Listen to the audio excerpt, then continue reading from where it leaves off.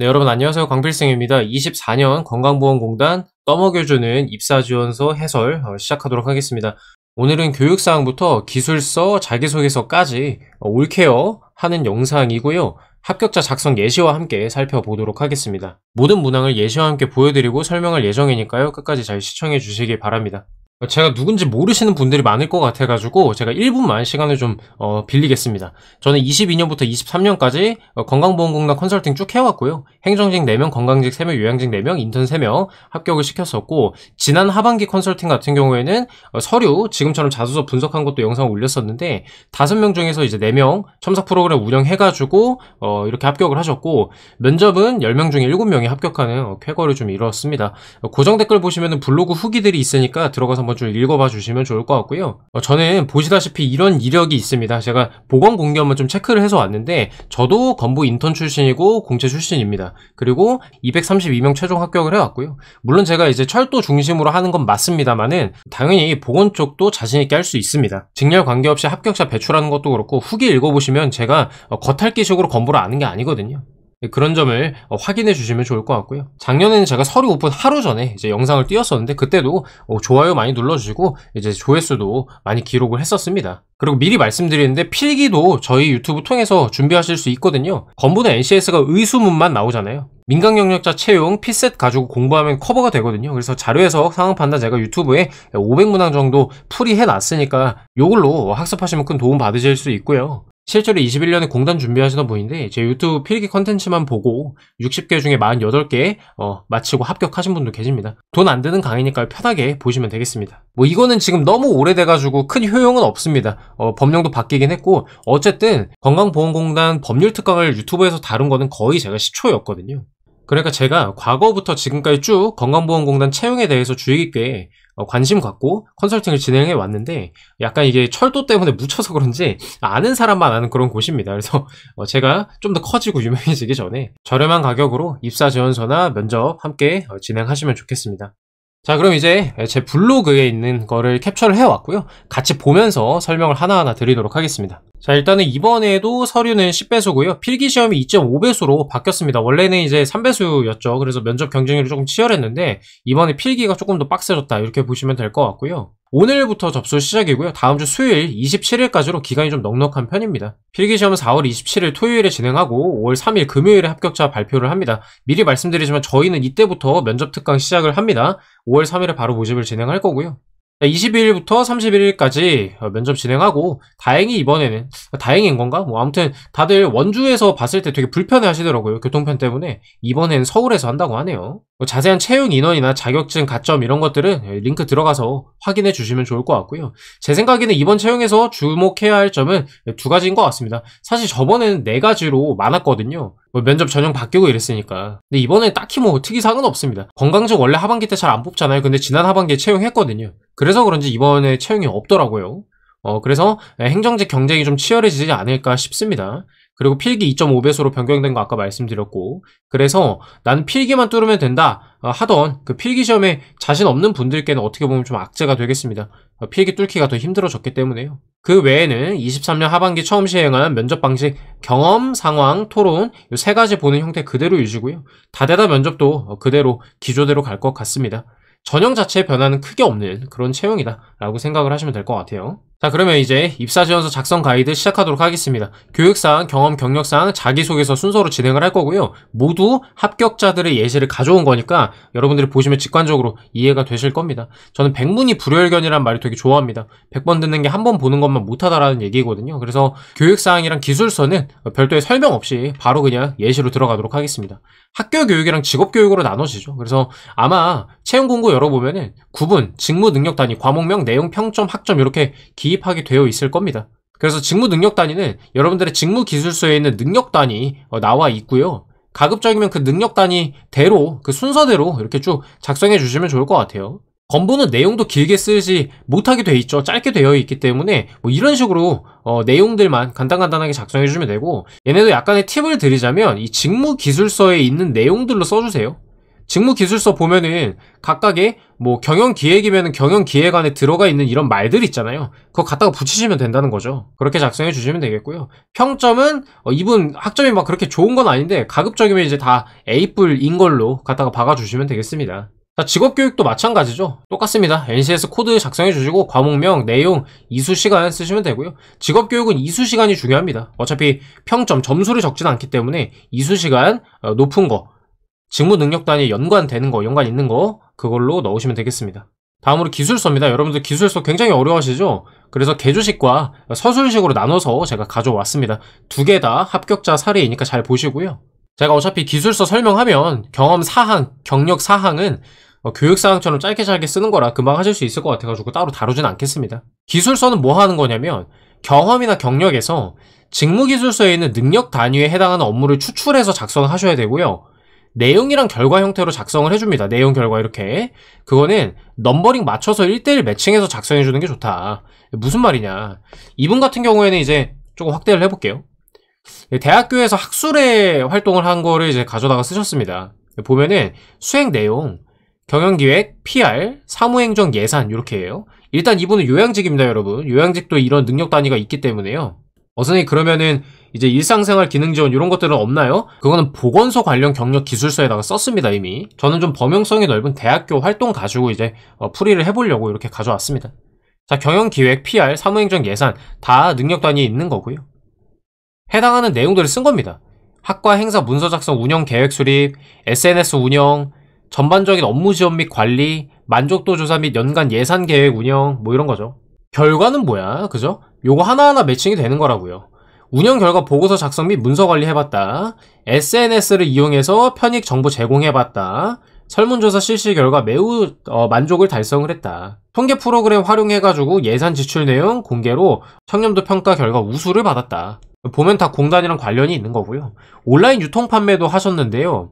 보면은 PR, 고객관리 통계조사 해당이 되겠죠. 온오프라인 홍보 및 상품관리, 고객 선호도 조사 및 1:1 상담, 구매 고객 설문조사 및 사후관리 뭐 이런 것들을 했고 당연히 요거도 1:1 매칭을 시켰습니다. SNS 홍보했다라는 거 이분은 아예 성과를 이렇게 구체적으로 작성을 해주기도 했습니다. 근데 꼭 이렇게 구체적으로 수치화해야 되냐? 꼭 그런 건 아니에요. 지금 여기 보시면은 결과 1번이랑 2번 보면은 어떤 이 평가 결과나 수치화를 시킨 건 아니잖아요. 이렇게 해도 큰 상관은 없습니다. 이렇게 작성하는 게 개조식이고요.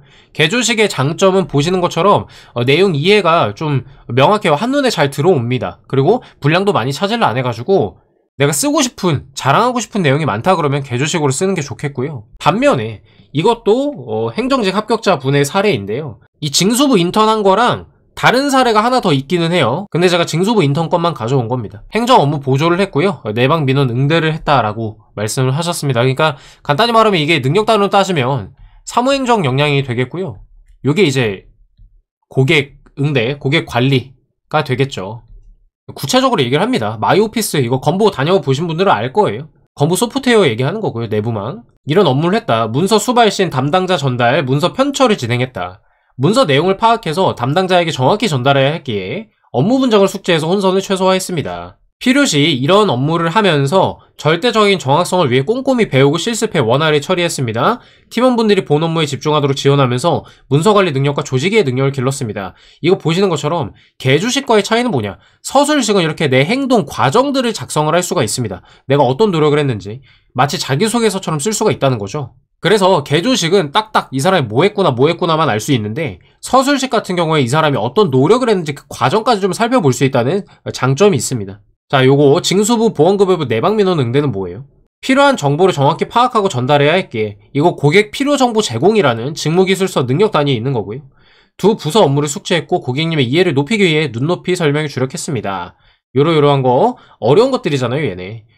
궁금하고 어려운 업무에 대해 민원 사례집을 공부해서 이해도를 높였고 쉽게 설명해 만족도를 높였습니다. 소통 방법, 경청 공감의 중요성을 배웠습니다. 이런 식으로 서술할 수도 있다라는 거 알고 계시면 되겠습니다. 정답은 없어요. 서술식으로 써도 붙고요. 개조식으로 써도 붙습니다. 본인한테 맞는 방식으로 쓰시면 되겠습니다. 어렵지 않죠? 교육사항, 경력, 경험사항, 기술서까지 마무리해봤습니다. 자, 이제부터 자기소개서 설명을 시작을 할 건데요. 저는 철저히 NCS 기반해서 설명을 합니다. 이번에 직업윤리 문항 설명할 때 보면 아실 거예요. 특히 건강보험공단 분들은 의수문만 NCS 시험에 나오기 때문에 자기계발, 대인관계, 직업윤리와 같은 NCS 주요 그 직업기초 능력에 대해서 잘 모르십니다. 그런 것들을 이해하고 작성해야 조금 더 점수를 잘 받을 수 있거든요. 왜냐? 우리가 지금 진행하는 이 채용이 NCS 기반의 채용이기 때문이에요. 그래서 저는 NCS에 기반해가지고 이제 설명을 드릴 거기 때문에 그 점 참고해 주시면 좋을 것 같습니다. 자, 일단 설명을 드리면요. 작년 하반기보다 쉬워요. 그러니까 쫄지 맙시다. 하나하나가 면접 문항 수준이니까 지금부터 잘 준비를 하셔야 되겠고요. 그리고 소재 걱정 안 하셔도 됩니다. 현직이든 병원에서 일했든 보건공기업 인턴을 했든 보건소를 했든 이런 계약직, 정규직 뿐만 아니라 보건 관련 경력뿐만 아니라 학창시절 동아리 경험으로도 합격하는 경우 많거든요. 제가 문항 분석해 드리는 거 토대로 내용에만 맞게 대답만 잘해주면은 합격하실 수 있단 말이에요. 그러니까 저는 경력이 없는데요. 너무 걱정하지 마시고요. 저번에 서류 뚫은 분 중에 보건 경험 아예 없는 분도 있었어요. 그러니까 너무 걱정하지 말라. 다시 한번 강조를 합니다. 다만 직무기술서 능력 단위와 관련 있는 경험으로 작성하는 건 필요하다. 행정직 같은 경우에는 고객응대, 사무행정 뭐 이런 것들 있잖아요. 경영계획도 마찬가지고 그런 것들 넣어주는 게 당연히 도움이 됩니다. 자, 풀이에 앞서서 이게 23년 하반기 자소서와 굉장히 비슷해서 돌려막기가 좀 가능합니다. 이거 상반기가 아니라 하반기예요. 지난 하반기에 어떻게 작성했느냐에 따라 좀 돌려막기가 되냐 안 되냐 약간 다르긴 한데요. 한번 살펴보도록 하겠습니다. 비교 분석을 위해서 둘 다 띄워놔야 되기 때문에 화면이 좀 작을 수도 있는데요. 휴대폰으로 보시는 분들은 좀 확대를 해주시면 좋을 것 같아요. 자, 일단은 2번 항목 1번 대인관계예요. 본인의 입장만을 주장하는 구성원 함께 과업을 진행했던 경험을 말해달라라고 합니다. 이거 결국에는 갈등관리거든요. 갈등관리. 설득하는 문항인데요. 사실 1번이랑 뭐 크게 관련은 없어요. 소재만 차용해와도 된다. 이 니즈를 만족시키기 위해 본인이 맡은 역할 이상으로 노력했던 경험을 서술하는 게 작년 하반기 문항이었단 말이에요. 이 고객의 니즈를 만족하는 과정에서 동료가 본인만의 방식을 고집 부렸다라고 가미해서 쓰는 방법도 있다. 이 정도만 이해하시면 될 것 같고요. 2번 같은 경우에는 완전히 이제 돌려막기가 가능합니다. 높은 수준의 도덕성을 가졌다고 생각했던 경험이 있잖아요. 작년 문항 뭐야? 가치관이나 신념을 바탕으로 올바르다고 생각하는 행동을 끝까지 고수한 경험. 이거 원칙 준수한 거 얘기를 많이 하셨을 것 같거든요. 원칙 준수 끝까지 했다라고 하면은 높은 수준의 도덕성 성립되는 거잖아요. 이렇게 생각을 하시면 될 것 같고요. 3번 문제 해결 문항이죠. 새로 접하게 된 상황 변화, 다각적 접근해서 잘 적응했던 경험 얘기해라 라고 하는데 이거 문제 해결 경험으로 갖다가 써도 됩니다. 다만 다각적 접근이라고 하니까 원인 분석을 하나만 하면 안 되겠죠. 그 정도의 차이. 문제가 해결돼서 원활히 업무가 진행됐다. 적응이 꼭 내가 이제 조직에 들어가가지고 그런 사회생활만 얘기하는 건 아니란 말이에요. 환경 변화에 적응한 거, 문제를 해결한 것도 포함이 되기 때문에 작년 3번 응용해가지고 쓰실 수 있다라는 점. 그 다음 4번 스스로 부족한 점과 개선할 점을 찾으려고 피드백 요청해서 역량 강화했던 거 물어보는 거잖아요. 작년 4번 뭐였어요? 중요하다고 생각하는 역량이 뭐고 이거 갖기 위해서 어떤 노력을 했니? 역량 개발 경험 물어봤잖아요. 갖다가 쓰면 되지. 뭐만 추가하면 되죠? 다른 사람의 피드백을 받아서 그 역량을 길렀습니다 라고만 얘기해주면 끝난다고요. 피드백 받은 내용만 추가하시고 분량 조절하면 끝나는 문제였습니다. 이해되시죠? 자세한 건 이제 뒤에서 더 설명을 드릴 건데요. 사실상 작년 하반기에 지원하셨던 분들은 소재 변경을 크게 하지 않고 작성할 수 있는 문항이었다. 이렇게 평가를 합니다. 사실 원래 공단이 매번 채용 때마다 자소서 문항 바꿔가지고 수험생들 괴롭혔거든요. 근데 지난 하반기부터 하반기 때도 제가 상반기랑 거의 비슷하다고 분석을 했었는데 기조가 비슷하게 가고 있는 것 같아요. 취준생들이 배려를 해주는 건지 뭔지 모르겠으나 어쨌든 뭐 이렇게 나왔으니까 저희 입장에선 땡큐죠. 자, 이제 진행을 해볼 건데요. 자소서의 기본은 뭐냐? 묻는 거에만 잘 대답해주면 됩니다. 면접과 똑같거든요. 근데 이걸 읽는 분들이 너무 많아요. 그래서 동문서답을 많이 하세요. 특히 권보는 가이드가 잘 되어 있기 때문에 문항에 뭐 쓰라고 다 나와 있잖아요. 가이드가 너무 잘 되어 있어서 그 순서대로 써주기만 하면 되는 거거든요. 뭘 물어보는지 파악하는 거 같이 할 거고 답변 작성하고 살 붙이는 거 순서대로 하시면은 무난하게 쓰실 수 있다. 그러니까 묻는 게 뭔지 파악한 다음에 거기에 대한 소재부터 쓰는 걸 시작해야 된다. 이렇게 말씀을 드립니다. 1번 들어갑니다. 본인의 입장만을 주장하는 구성원이 나와야 되고요. 과업을 같이 했다 그러니까 과업이 뭔지 얘기해줘야 되겠고 원활하게 진행하기 위한 나의 행동, 상대의 반응 얘네를 써줘야 된다는 겁니다. 방금 말씀드린 대로 요구하는 대로 쓰면은 1000바이트가 뚝딱입니다. 1000바이트가 570자 정도 되거든요. 금방 채울 수 있거든요. 자, 첫 번째, 본인만의 입장을 주장하는 놈. 누구냐라는 거고요. 걔의 주장은 뭔지도 얘기를 해줘야 되겠습니다. 과업을 함께 진행했다 그렇죠? 어떤 조직에서 무슨 과업했는지 얘기해 주셔야 되겠고요. 원활하게 과업을 진행하기 위한 행동은 뭐예요? 갈등을 안 겪었다는 거예요. 그죠? 근데 이거 중요한 거는 갈등 회피에만 초점을 두시면 안 되고 조직의 목표 달성을 위해 내가 어떤 노력을 했는지 얘기를 해줘야 되겠습니다. 특히 이렇게 한 사람이 자기 입장을 주장하는 상황에서는 그 사람을 설득하려면 내가 몸소 보여주는 게 제일 빠르고 정확한 방법입니다. 희생이 들어가는 거거든요. 그래서 우리 NCS 대인관계 능력 보면은 거기 팀워크라는 하위 능력 단위가 있습니다. 거기 보시면 솔선수범이 여기에 해당이 되는 거거든요. 그렇게 이해하시면 된다. 즉 솔선수범의 사례로 이 친구를 설득했다라고 하면은 make sense 한 겁니다. NCS 기반의 면접, 자기소개서 작성에서는 생각이 굉장히 중요합니다. 대부분 행동 결과만 서술하시는 경우가 많은데 내가 어떤 생각으로 그런 행동을 했는지 얘기를 해주는 게 굉장히 중요하다. 그래서 우리는 이거를 챙겨가자라고 말씀을 드리고 싶고요. 상대의 반응은 뭐 뻔하죠. 고맙다고 했는지 미안하다고 했는지 행동 변화가 있었는지 중요하겠고 결론, 과업이 무사 완료됐다라고 서술을 하시면 끝납니다. 그래서 여러분들 일단 쓰기 전에 이 파란 틀에 맞춰가지고 생각을 한번 해보자는 거예요. 요걸 해놓고 살을 붙이기 시작하자. 저는 이 문항을 처음 봤을 때 동료의 고집대로 따라준 사례를 쓰라는 건가? 라고 생각을 했는데 그러면 이 고집이라는 건 애초에 이 조직 목표 달성이 안 될 수도 있어요. 얘가 고집 부리면. 그죠? 그래서 꼭 그럴 필요는 없겠구나라는 결론이 나왔고요. 원활하게라는 말이 꼭 방금 말씀드린 대로 갈등만 피하면 되는 게 아니고 팀 목표 달성에 지장이 없어야 된다. 이 관점이 굉장히 중요합니다. NCS는 항상 조직 관점으로 바라보셔야 되기 때문에 그런 거고요. 얘가 고집 부려가지고 프로젝트가 산으로 가면 원활히 진행되는 게 아니거든요. 그래서 결국에 이 문항은 뭐다? 어떻게 설득을 잘했냐. 그래서 목표 달성을 어떻게 했냐. 이게 핵심이라는 거예요. 면접에서 말이 통하지 않는 상대를 설득한 경험을 얘기해주세요 하는 문제가 있는데 그거랑 맥락이 똑같다고 보시면 되겠습니다. 자, 이제 템플릿과 합격자 작성 예시를 보고 설명을 다시 드리도록 하겠습니다. 여러분들 소제목 너무 집착할 필요 없어요. 안 하셔도 합격에 지장 없습니다. 첫 문단, 두 번째 문단, 세 번째 문단, 네 번째 문단으로 나눠서 생각을 해봤고요. 두 가지씩입니다. 어떤 조직에서 고집 부리는 놈 누구였는지, 무슨 과업을 했는지, 이런 행동을 통해 원활히 완수했습니다 하고 얘기하는 거예요. 지금 못 빠졌지? 동료의 주장 빠졌죠? 이걸까지 넣으면은 첫 문장이 너무 길어져가지고 뒤로 빼는 겁니다. 디테일하게 이제 설명을 합니다. 상황, 주장, 내가 어떤 생각으로 중요하다 말씀드렸죠? 어떤 노력, 행동을 하기로 했는지 말해주는 거고요. 당연히 밑에 결론이 나올 겁니다. 기승전결 눈에 보이시나요? 자기소개서는 이렇게 써줘야 된다고요. 당시 어떤 상황이었고 동료는 무슨 주장을 했고 나는 이런 생각으로 이렇게 행동하기로 결정했다. 구체적으로 행동 방향 얘기했으니까 구체적인 행동 설명합니다. 첫째, 둘째, 셋째 얘기를 해주고요. 결론 어떻게 됐을까? 당연히 동료도 본인의 고집임을 인정하고 해피엔딩으로 갔겠죠. 그 얘기를 써주는 겁니다. 동료는 반응을 보였고 행동 변화가 있었고 그 결과 해피엔딩이었습니다 하고 마무리해 주시면 되는 거예요. 분량 나오면 입사 후 포부 작성해 주시면 되는 거고요. 근데 저는 써보니까 분량이 안 남더라고요 이번에. 한번 봅시다. 일단은 이거는 23년 하반기 2번 직업윤리 문항을 바꾼 거예요. 원칙을 준수하고 정직함을 지켰던 사례를 1번에 맞게 바꾼 거거든요. 살펴볼게요. 자, 저는 보건소 방문 돌봄팀에서 돌봄 서비스 대상자를 편법으로 모집하자는 동료를 솔선수범하는 태도로 설득해 의료 사각지대 어르신들께 혜택을 드렸습니다. 동료의 주장을 이번에 넣어봤어요. 분량이 괜찮아가지고. 아까 말씀드렸다시피 솔선수범으로 설득했다고 서술을 해줬고요. 지금 보시면 첫 문장만 봐도 기승전결이 다 보이죠 여러분? 두 갈씩은 이런 겁니다.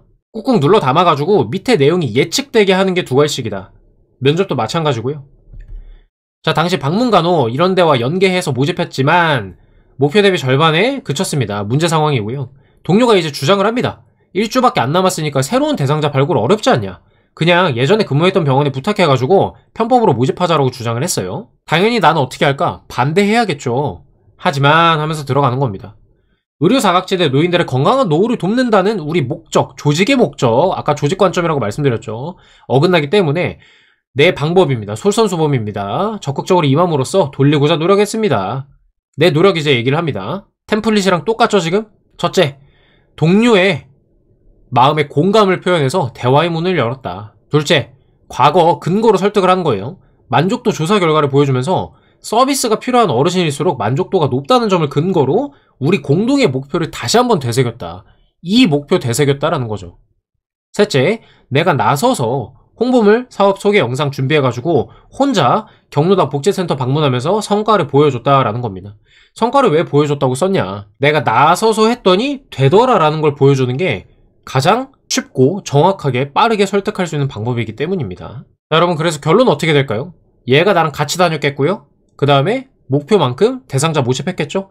맞습니다. 책임감이 부족한 모습을 보여 미안하다며 사과했고 모집에 동참해주어 목표는 달성했고요.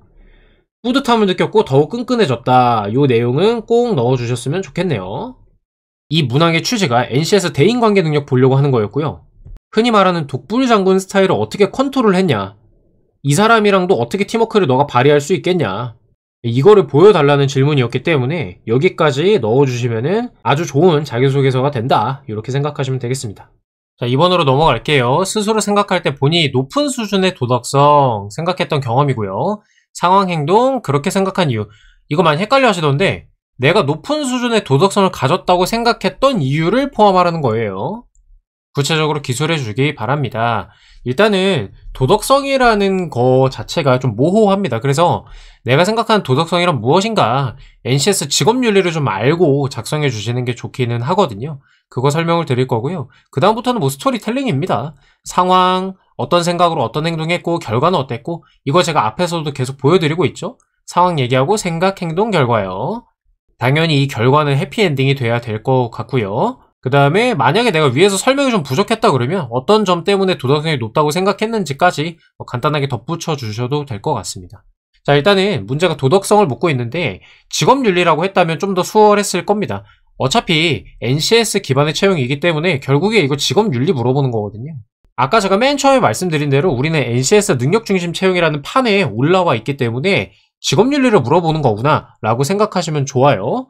편해진단 말이죠. 평가 기준이 명확해지는 거니까요. 자, 직업윤리는 근로윤리랑 공동체윤리 두 가지로 나눠지는데요. 정직, 성실, 근면, 봉사정신, 책임의식, 준법성, 예절과 존중입니다. 하지만 예절과 존중은 너무 이제 기초소양이죠. 기본소양도 아니고 기초소양이기 때문에 잘 안 다루기는 하고요. 이거는 제가 면접 때도 많이 얘기를 하는 것인데 직업윤리, 뭐 공공기관 직원으로서 가져야 될 덕목, 이런 것들은 공동체 윤리가 만만해요. 얘네가 봉사정신, 책임감, 원칙준수. 쉽죠? 원래 이런 건 얘기 많이 하시잖아요. 좋은 전략입니다. 왜? 직관적으로 이해가 잘 되기 때문이에요. 그래서 이 문항도 원칙 준수한 경험 얘기하면 내가 높은 도덕성을 가진 사례다 설명하기 편하거든요. 그래서 23년 하반기 2번 문항 가져다가 쓰면 편리하다라고 말씀을 드린 거고, 혹시 몰라가지고 제가 NCS에 나오는 방금 말씀드린 개념들을 잠깐 정리하고 넘어가도록 할게요. 제가 직업윤리 워크북 보세요라고 하면 안 보실 거잖아요. 그래서 좀 가져와 봤습니다. 정직은 뭐냐? 정직은 되게 많아요. 얘기할 수 있는 게. 잘못이나 실수에 대해서 숨기지 않고 솔직하게 털어놓는 것도 정직하다는 거고요. 청렴이랑도 관계가 있어요. 욕심을 부리지 않고 스스로 당당한 행동을 하는 거, 이런 것도 해당이 됩니다. 청렴이랑 유사하다라고 보시면 되겠고, 그럼 성실은 뭐냐? 꾸준히 일관성 있게 노력한 경험입니다. 매일매일 운동하고 매일매일 스케줄 짜서 공부하고 이런 것들이요. 매일매일 일찍 출근했다는 게 성실에도 들어갈 수가 있어요. 매일 반복하는 거니까. 근면하면 부지런한 거예요. 일찍 나왔다는 게 근면한 거예요. 청소, 뭐 당일 업무를 우선순위 파악해놨다든가 뭐 이런 것들이 해당이 되는 겁니다. 근데 사실 지금 성실이랑 근면은 위에서 말한 도덕성에는 조금 적절하진 않은 것 같고요. 보통 이제 정직, 봉사, 책임감, 준법성, 이렇게 4개로 좀 카테고리를 가져가는 게 어떨까 싶습니다. 봉사는 우리가 흔히 아는 타인에게 도움을 주고 사회적으로 기여하는 걸 말하고요. 책임감은 사회적 역할과 맡은 바 임무, 이런 것들을 충실히 하고 어떤 일이 있어도 수행하는 태도를 말합니다. 준법성은 원칙 준수라고 우리가 흔히 알고 있는 거고요. 지켜야 할 기본 의무 자세이고 질서를 유지하는 역할을 합니다. 그래서 요거 중에 하나를 골라가지고 서술해 주시면 되겠고요. 아까 말씀드린 대로 준법성이 제일 쉬워요. 쉽고 도덕성에 대한 설명을 따로 안 해도 되는 장점이 있습니다. 분량을 안 잡아 먹어도 되는 거거든요. 제가 위에 방금 작성했던 예시 있죠? 그것도 사실 조금만 바꾸면 원칙 준수랑 정직함으로 바로 이번에 사용할 수가 있어요. 어떻게 했는지 아래 합격자 1번 예시 보여드릴 거고요. 합격자 2번 예시에서는 책임감 발휘했던 사례로 보여드리도록 하겠습니다. 템플릿은 간단합니다. 도덕성 정의해주고요. 그 다음에 아까 말씀드린 대로 그냥 스토리텔링 해주시면 됩니다. 우리 요양제품 거 또 보도록 할게요. 업무 중 편법을 거부하고 정직한 방법으로 목표를 달성했기 때문에 내가 높은 수준의 도덕성을 가지고 있다고 생각을 합니다. 당시 방문간호 치매안심센터 연계해서 대상자를 모집했으나 위에 거랑 똑같은 얘기예요. 절반 그쳤습니다. 얘가 편법을 사용하자고 했어요. 하지만 건강한 노후를 돕는다는 취지에 어긋나며 정직하지 못한 방법이라 생각했습니다. 1번이랑 조금 다른 거 느껴지시죠? 문항에 맞게 커스터마이징을 조금씩 이렇게 해주셔야 되고요. 정직한 방법으로 혜택이 필요한 대상자를 발굴하고자 이거를 넣음으로써 이제 나의 도덕성이 높다라는 거를 강조하고 있는 거고요. 현장을 돌아다니며 모집하자고 설득했고요. 이런 게 있었지만 필요한 어르실수로 어쩌고저쩌고 설득할 수 있었습니다. 내가 이런 걸 했습니다. 쭉 얘기하는 게 정직함을 발휘하고 정직함을 지키기 위해 내가 한 행동들이라는 거죠. 결과는 당연히 해피엔딩이라고요. 사업 목적인 취약계층에 건강한 노후 생활의 기반을 제공한다는 목표를 달성할 수 있었고 정직함을 발휘한 것에 깊은 보람과 자부심을 느낀 경험이었습니다. 라고 마무리해주면 되겠습니다. 이거 제가 아까 NCS 직업윤리라고 말씀드렸잖아요. 직업윤리의 중요성에 대해서 깊이 깨달을 수 있었습니다를 넣어주는 거거든요. 그 왜 그러냐면 사례를 발휘한 걸 넘어서서 이 중요성까지 내가 인지를 하고 있다라고 얘기를 해주면 직업윤리를 갖추고 있는 사람이라고 평가할 수가 있다는 거죠. 명확하게 얘기를 해주는 겁니다. 나는 이 중요성을 알고 있습니다 라고 얘기를 해줘서 평가관님 저 뽑고 싶죠? 저 직업윤리 있는 사람이에요. 요 문항 만점 주세요. 이렇게 들어가는 거라고요. 두 번째로 행정직입니다. 범용성이 넓은 학창시절에 학생의 경험 가지고 좀 써봤는데요. 솔선수범, 희생, 책임감 사례로 돌려막기 가능한 문항이었습니다. 이분 같은 경우에는 책임감을 얘기할 거기 때문에 도덕성에 대해서 정의를 좀 명확히 하고 들어갑니다. 저는 도덕성이란 어떤 상황에서도 맡은 임무를 해내는 책임의식도 포함된다고 생각을 합니다. 이 말이 뭐예요? 나는 책임감으로 이 문항을 쓸 거야 라고 먼저 얘기를 하고 들어가는 거죠. 설득을 해놓고 들어가는 겁니다. 자, 자봉단 부단장으로 높은 수준의 책임의식을 발휘해 임무를 완수했습니다. 봉사단 임무 중 하나는 오후부터 새벽까지 37개 학과 주점에 음식물 쓰레기를 수거해 거점에 버리는 것이었습니다. 위기가 나옵니다. 원래도 힘든 업무였는데 갑자기 비가 내려요. 음식물이 비에 젖어 무거워지면서 사기 저하가 됐습니다. 위기 상황이 발생을 했죠. 이때 내가 행동을 합니다. 나는 이 전기시설물 점검이 주 업무긴 했지만 즉시 얘네한테 합류해서 비를 맞으면 맨손으로 음식물 쓰레기를 치웠다. 적시에 처리하지 않으면 더욱 무거워져서 힘들어질 것 같고 주점에 있는 애들도 쓰레기 빨리 안 치우면 악취에 시달리잖아요. 그 얘기를 해준 겁니다. 리더로서 몸을 사리지 않는 책임감을 보여서 사기를 진작시키고자 했습니다. 또한 우리 업무가 즐거운 축제를 만드는데 기여한다는 점을 상기했다. 왜? 봉사단이잖아요. 봉사단. 왜 모인 거예요? 애초에 일하려고 모인 사람들이거든요. 이렇게 얘기를 하는 게 사기를 북돋을 수 있었던 거고요. 신나는 음악을 틀어서 즐거운 분위기를 유지해가지고 적시에 모든 쓰레기를 처리했습니다. 이후 학교 커뮤니티에 봉사단에 대한 칭찬글이 게시되는 것을 보면서 책임감을 발휘한 것에 대한 자부심을 느낄 수 있었습니다. 라고 마무리를 하는 거죠. 위에 거랑 맥락 같은 거 이해되시죠? 마지막 문단? 이렇게 쓸 수가 있는 거고 제가 하나 좀 짚고 넘어가고 싶은 거 뭐냐면 제가 원래 생각, 행동, 결과라고 계속 얘기를 하고 있죠. 근데 지금 보면 행동이 나와 있고 생각이 가운데 껴 있어요. 원래 같으면 제가 이 문장을 앞에다가 쓰고 싶기는 했는데 이미 위에서 너무 지금 구구절절 설명이 너무 많았어. 평가관들이 궁금한 건 행동이거든요, 사실은. 근데 지금 밑밥을 너무 많이 깔고 있는 것 같아가지고 의도적으로 순서를 바꿨습니다. 내가 솔선수범해서 나섰다라는 얘기를 먼저 퉁 쳐주고 왜 그렇게 했는지 뒤에다가 덧붙여준 거예요. 3번 들어갑니다. 이거는 문제 해결 능력, 분석적 사고를 물어보는 거고요. 새롭게 접하게 된 상황이나 변화에 다각적으로 접근, 잘 적응. 다각적 접근을 위해 가장 중요하게 고려했던 점은 뭐니? 네 노력은, 행동은 뭐였니? 를 물어보고 있어요. 얘도 마찬가지로 파악을 해보자고요. 뭘 얘기해야 되냐. 변화가 나와야 돼요. 업무 환경의 변화예요. 뭐 코로나19라든가 새로운 업무를 부여받았다라든가 새로운 상사 동료가 왔다든가 내가 갑자기 파견을 갔다든가 뭐 이런 것들이요. 그 다음 다각적 접근을 요구하고 있는데요. 대처한 방식 하나만 얘기하지 말고 2개 이상 얘기해 달라는 것이고요. 저는 분량상 2개가 적당하다고 봅니다. 3번 잘 적응이 중요한 건데 이게 요거를 잘 이해해야 된다고. 조직 적응뿐만 아니라 업무 적응도 포함이라는 거예요. 업무의 원활한 수행도 포함이 됩니다. 밑에 예시로 살펴볼게요. 가장 중요하게 고려했던 점, 다각적 접근한 포인트를 얘기해 달라는 것이고요. 노력은 뭐야? 당연히 내 행동이겠죠. 결과는 해피엔딩이어야 할 거고요. 자, 결국에 이거 문제 해결 능력입니다. 그래서 상황 분석, 그에 맞는 해결책을 제시하면 되는 문제인데 다각적이라는 말 때문에 어렵게 느껴질 수 있어요. 그냥 고려한 거, 접근 방식 2가지 이상만 제시해주면 된다는 겁니다. 그래서 하반기 창의적 문제 해결 경험 3번 있죠? 그거 가져다가 활용하실 수도 있고요. 그리고 다각적 접근을 위해 가장 중요하게 고려한 거 뭐냐? 가장이라는 말이 좀 거슬리는데 가장이면 넘버1이잖아. 하나만 물어보고 있는 거잖아요. 그래서 저라면 이렇게 서술을 할 것 같아요. 조직의 목표 달성을 고려해서 환자의 안전한 치료를 고려해서 조직에 빠르게 적응하기 위해서 2가지 접근을 했습니다. 이런 식으로 이 다각적 접근의 메인, 포인트, 왜 내가 다각적 접근, 어떤 거를 기준으로 다각적 접근을 했는지에 대해서 이렇게 써주고 넘어가면 좋을 것 같고요. 간단히 말하면 다각적 접근의 궁극적인 목적이 뭐였는지 써주시면 된다는 겁니다. 대표적으로 병원이나 물리치료사 분들, 의료계에 종사하셨던 분들은 코로나19로 인해서 변화를 겪었던 거 쓰셔도 되고요. 이게 너무 뻔하지 않나요? 라고 말씀하시는 분들도 있는데 뻔하지 않고요. 아주 특수하고 예상치 못한 상황이었잖아요. 이럴 거라고 누가 예상했어요? 코로나가 생길 거라고.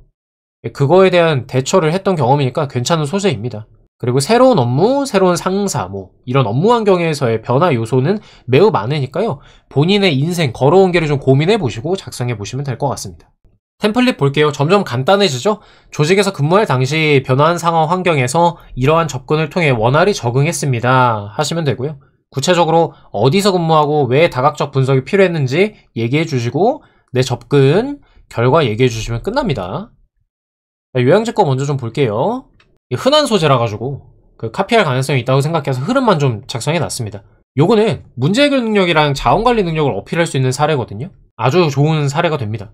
물체사로 근무할 때 동료들이 이제 감염이 돼가지고 인력이 확 빠지는 상황이에요. 그래서 낙상사고 위험 증가하고 환자 관리가 좀 중구난방으로 되고 이런 상황이 발생했습니다. 구체적으로 한정된 인력으로 동일한 환자 수를 커버하기 위해서 한정된 인력 동일한 환자 수 커버, 이게 뭐예요? 자원관리라는 거죠. 가장 중요한 점이 뭔지 생각해서 업무의 효율화가 필요하다고 판단을 했고요. 이 방안을 모색했는데 동선을 짧게 줄이고자 했다라는 겁니다. 그래서 동선을 짧게 하는 여러 방법 중 가장 적절한 거는 치료 연계가 빈번히 이루어지는 기구끼리 같은 방이나 장소에 배치하는 거였다. 이런 식으로 서술을 할 수가 있는 거죠. 그래서 인력의 효율적 활용과 물적 자원 재배치를 통해 가지고 만족스럽고 안전한 치료 환경 제공했다. 초반에 힘들긴 했지만 업무 효율화와 근무 인원의 숙련도 증가로 인해서 적응을 잘했다라고 마무리할 수도 있는 겁니다. 어렵지 않죠, 여러분? 어떤 상황이었고 접근은 한 게 뭐가 있는지 간단히 말하면 내 대안이 뭐였는지 2가지 얘기하라는 거랑 똑같아요. 예. 그럼 결과는 뭐야? 당연히 이 대안으로 인해서 해피엔딩이 돼야겠죠. 그런 얘기랑 똑같습니다. 그렇게 보시는 거고요. 이거는 조금 이제 참신한 접근이긴 합니다. 재밌는 얘기입니다. 이런 것도 써도 되거든요. 사실 20년 상반기에 나왔던 문항입니다. 적응이 어려웠으나 적응했던 경험, 이런 게 나왔던 걸로 알고 있거든요. 그때 당시에 이제 쓰셨던 겁니다. 학원 행정지원팀에서 근무할 당시 부서가 변경되었을 때 변화한 상황 나왔고요. 상사님들의 특성을 다각적으로 분석해 적응에 성공했습니다. 라고 썼습니다. 원래 제가 이제 원활히 적응했습니다. 라고 쓰려다가 뭔가 좀 임팩트를 주고 싶어가지고 그냥 이렇게도 써봤어요. 새로 발령받은 부서의 중고등부 각 실장님의 업무 성향이 달라서 업무 추진과 대면 보고 시 강조하는 부분에도 차이가 있었습니다. 다각적 접근이 시작이 된 겁니다. 이 2가지를 파악하지 못하면 업무 추진이랑 대면 보고 이 2가지 접근 파악하지 못하면 반려하는 경우가 있다는 선배의 조언을 듣고 이러한 노력을 했습니다. 방향 제시했고요. 행동 2가지 나오죠. 첫째, 선배들한테 여쭤보고 이전 보고서들을 분석해가지고 대표적인 업무 특성을 파악을 했어요. 선생님, 여쭤봤다고 얘기를 해도 되나요? 선배님들한테 조언 구했다고 하는 것도 대안인가요? 대안 될 수 있죠. 선임자인데. 괜찮고요. 근데 다만 요거 하나로는 모자라니까, 부족하니까 보고서들을 분석했다라고도 넣은 거예요, 지금. 우리가 업무할 때를 생각을 해보자고. 업무할 때 물어보지 않아요, 선배들한테? 선배님, 근데 실장님 성격이 어때요? 이런 거 물어보잖아요. 그런 상황인 거예요. 자소서에 넣을 소재로 강하냐, 약하냐, 이렇게 자소서에 넣기에 약하냐 강하냐 이걸 따지는 것도 중요합니다만 실제로 현장에서 있을 법한 얘기를 지금 하고 있는 거거든요. 자, 중등부 실장님은 비용 효율 중시, 고등부 실장님은 진학률을 높일 수만 있으면 자원을 때려 박는 분이라는 걸 알았다. 그래서 마케팅 추진 과제에서 준비를 달리했다. 분량 때문에 이렇게 쓴 건데 이게 무슨 말이에요? 중등부 준비할 때는 비용 효율 따졌겠죠? 고등부 준비할 때는 어땠겠어요? 효과만 있으면 돈 때려 박았다라는 얘기예요. 자, 2번째, 대면 보고할 때 이루어지는 대화에서 느낀 성격을 메모하고 업무 보고에 반영했다. 대인관계도 약간 잡을 수 있는 그런 소재죠. 직접 언급하신 적은 없지만 고등부 실장님은 업무 재량을 좀 허용했어요. 일관성이 있죠. 화끈해요, 고등부 실장님이. 그다음 중등부 실장님은 철저한 선보고 후 조치를 선호했다. 이런 다각도 접근을 했다. 그 결과 이를 업무에 반영함으로써 두 분의 실장님 모두에게 업무를 잘한다고 인정받는 직원이 될 수 있었습니다. 이게 무슨 말이죠? 적응을 잘했습니다. 적응 굿. 요거를 이렇게 말을 바꿔서 할 수도 있는 것이죠. 자, 마지막 4번입니다. 스스로 부족한 점과 개선할 점을 찾으려고 다른 사람에게 피드백을 요청해서 역량을 높였던 경험, 자발적으로 요청한 이유가 뭐고, 받았던 피드백은 뭐고, 나의 행동이 뭐냐, 이렇게 얘기를 해달라고 하고 있습니다. 사실상 역량을 향상시킨 경험을 얘기해달라는 것이고요. 기존에 내가 역량 향상시킨 경험에다가 피드백을 받은 거를 가미해주기만 하면 끝나는 문제였습니다. 어렵지는 않아요. 그래서 제가 거꾸로 생각하라고 말씀을 드린 게, 다른 사람한테 조언을 받은 사례를 찾기보다는 역량을 중점으로 두고 타인에게 조언을 받아서 그렇게 역량 개발을 한 거다라는 플로우로 작성해 보시면 될 것 같아요. 그래서 필요한 내용은 뭐예요? 부족한 점, 개선할 점이 있어야겠죠. 내 역량이 아직 미흡한 상황임을 가정을 해줘야 되겠고요. 피드백 요청 받았다. 통상 이제 상사나 선배가 적당해요. 동료한테 피드백을 받아서 역량을 개발했다는 좀 설득력이 좀 떨어지는 것 같고요. 그 다음에 왜 내가 요청을 했는지 이유를 얘기를 해줘야 되죠. 어떤 사건이 계기가 됐을 수도 있고, 그냥 일하다 보니 내가 좀 더 잘하고 싶어서 그런 걸 수도 있고요. 다양합니다. 그 다음에 내 행동 나열하고 결과 역량 개발됐다 얘기해주고 끝내면 되겠죠. 그래서 템플릿을 보면요, 두 가지씩 어떤 조직에서 근무할 당시 타인에게 개선점을 피드백 받아 역량을 강화했습니다 써주시고요. 당시 저는 모만 역할을 수행하면서 모모를 계기로 부족함을, 약점이 있다는 것을 깨달았습니다. 이에 선배에게 역량 강화를, 약점 보완 방법에 대한 피드백을 요청드렸고 모모라는 피드백을 받았습니다. 노력 얘기하고 해피엔딩 얘기하면 되겠습니다. 간단하죠? 예시 볼게요. 예시 1번, 모모 기간 인턴 당시 개선점을 피드백받아 경영기획 사무행정 역량을 강화했습니다. 이거 많이 봤죠? 여러분 직무 기술서에 있는 내용 가져다가 쓴 거예요. 저는 지사 인턴으로서 고객님들의 방문 목적을 확인 후 담당자에게 인계하는 업무를 수행을 했습니다. 고객 응대 역량은 길렀지만 정직원이 되기에는 좀 부족하다. 난 정직원이 되고 싶을 거 아니에요. 그래서 사수님께 보완점을 요청드렸고 모모라는 피드백을 받았다. 첫째, 둘째, 셋째. 그 결과 이렇게 역량이 향상되었다 하고 마무리해주면 된다는 거죠. 역량 향상 결과는 여기 쓰시는 거고요. 요거는 사실 제가 어떤 의도였냐면, 첫째, 둘째를 통해서 내가 어떤 사업을 추진해 봤다. 이 피드백 받은 사업까지 추진할 정도로 성장했다. 이런 얘기를 써줬으면 싶어서 이렇게 해봤습니다. 그 다음에 합격자 답변 예시 두 번째. 이거도 이제 작년 하반기 4번 문항을 변형시킨 건데요.